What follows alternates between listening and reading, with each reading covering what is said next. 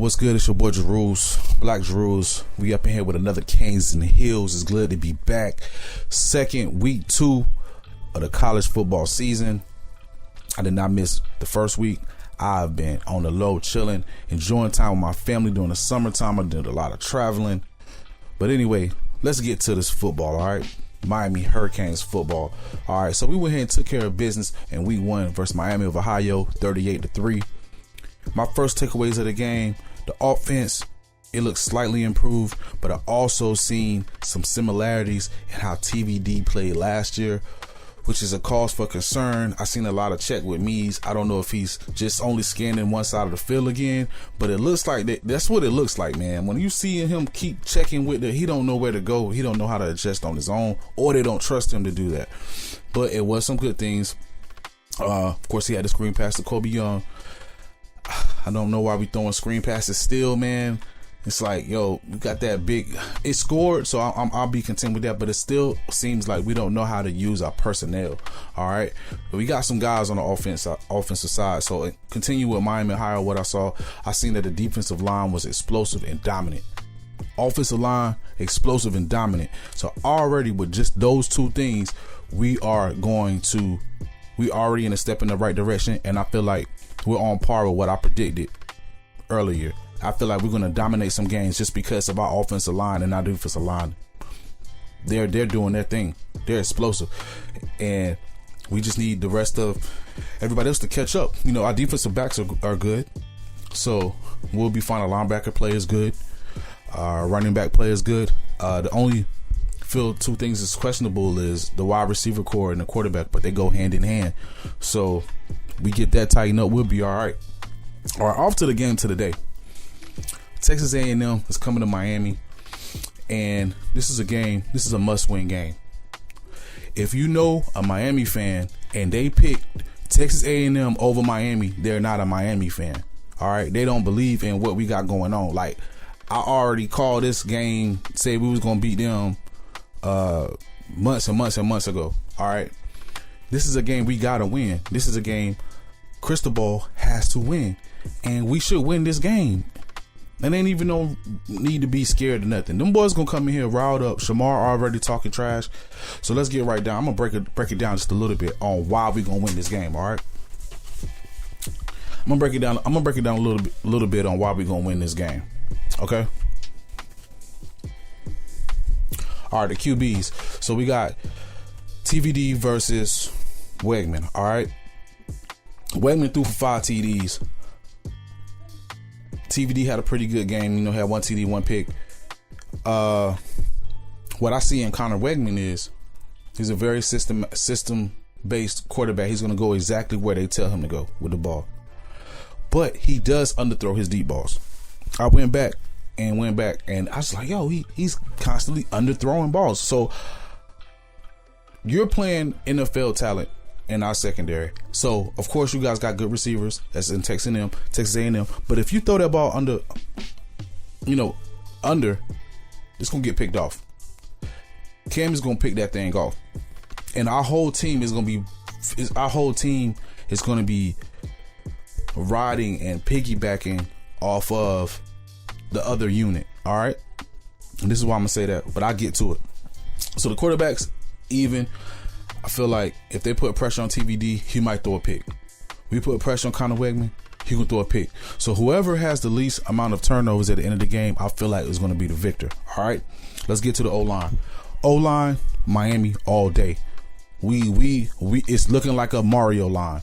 Now once we by the middle of the season, our O-line really gonna be pushing dudes around. I don't care if you in the SEC or not. All right.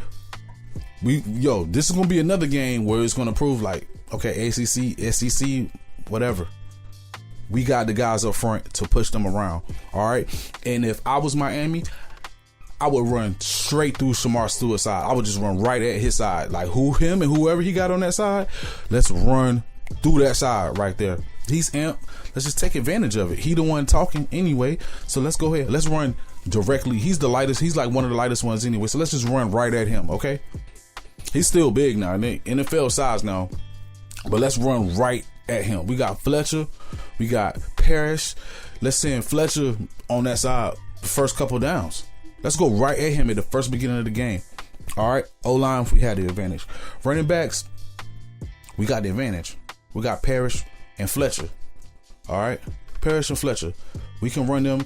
Parrish had over 90 yards last game. Fletcher had 76 yards. They both scored. So let's get into it. They got a stable of running backs. Not one that I seen last week kind of like established himself, but let's get it done. Okay, let's get it done. Wide receivers, I'm gonna get at the Texas A&M. All right, Texas A&M got some dogs up there. They got Stewart, Thomas.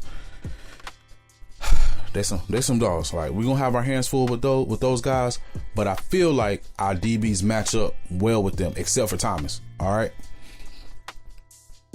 As far as our wide receivers, I feel like our wide receivers are better than what they put on the field. Like, I just feel like we're not utilizing them the way that we're supposed to utilize them, and I hope the game plan is better than how I looked at against Miami of Ohio. All right, and if you got to throw it to Restrepo, man, 10 times, screw it. All right, screw it. But y'all got to put it together, man. Like, it kind of looked like last year, just a little bit better than last year. All right, it just looked like a little bit better than last year. And the check with me stuff is worrying me. All right, because the guys that are the teams that are winning games, they quarterbacks is just doing their thing. They rarely checking with them. They just elite. You know what I mean? I thought we was thinking TVD was elite. He has elite arm strength. Let's put it together for this week. All right, I ain't gonna harp on TVD too much. I've been doing it the whole game. All right, the D-line is even. I know a lot of people gonna be like, okay, I'm being a homer, Miami, blah blah blah. Who cares? I feel like the D-line's even. The only difference is they just got names on their defensive line, and that's it. They just got names. But as collectively, as a group, I feel like we put up the same. We're gonna do the same thing. All right. Whatever D-line brings it to this afternoon, I feel like that team gonna have the advantage. Like I was saying, how we piggyback. If our D-line get pressure, that's gonna make it easier for the guys on the back end. All right. I feel like that's how we gonna get our picks. But the same thing can be said if they get after TVD. We already know TVD gonna throw picks. All right. I'm gonna keep it a rack. All right. They get after TVD too much, and they already, he gonna throw a pick. So DBs definitely go on Miami. I don't even know who Texas A&M got. Texas A&M got in their defensive back room. I don't even care, because that's how confident I am in Miami's DBs. All right, we got corners, we got safeties, of course.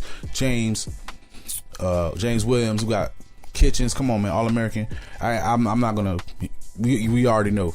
Okay, so my final prediction for the game, Miami versus Texas A&M, is going to be 31-17 Miami.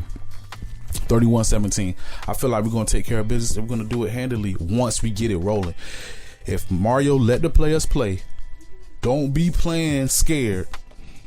TVD has to have a solid game with no turnovers. We run the rock, we'll be totally fine. Our defense is going to completely take care of it. Well, our defense is going to get it done. Our defense is going to put us in situations where we can take control of the game. But can TVD and the coaching staff get it together? Shannon Dawson, let's go. Let's get this thing going. I'm excited. This is week 2. It's your boy Jeruz, back with another one at Canes and Hills. Man, I appreciate everybody viewing. Let's start a conversation. That's the main reason why I do this, just to be able to talk to somebody about Miami Hurricanes football. Even if it's some Texas A&M fans, I don't care. Hit me up. Yo, let's get it, man. I'm very excited, man. Let's get it cracking, all right? I'm out.